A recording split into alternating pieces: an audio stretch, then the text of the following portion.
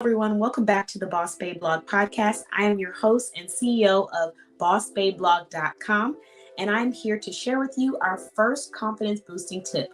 So, tip number one to boosting your confidence is acknowledge your insecurities. Or lack of confidence, whichever suits you best, whichever you're more comfortable with. So, a lot of times people are like, "Wow, this is a different perspective," because when we're talking about confidence, you're thinking like, let me boost myself up. Let me talk about all the things that I do great in. Let me, gas myself up. And there's nothing wrong with that. But the first step to boosting your confidence is going to be able to acknowledge your insecurities. Because when you acknowledge that you have an insecurity, you're now able to work on that insecurity. If you continue to pretend like you're not insecure about, for example, let's say your hair. Let's say you're insecure about your hair, but you continue to pretend like you're not and you tell everybody else you're not.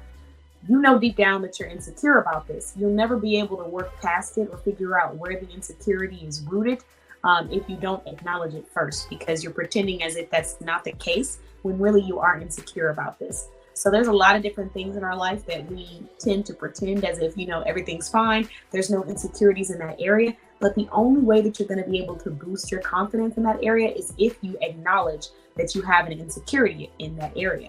So that is tip number one. Acknowledge your insecurity.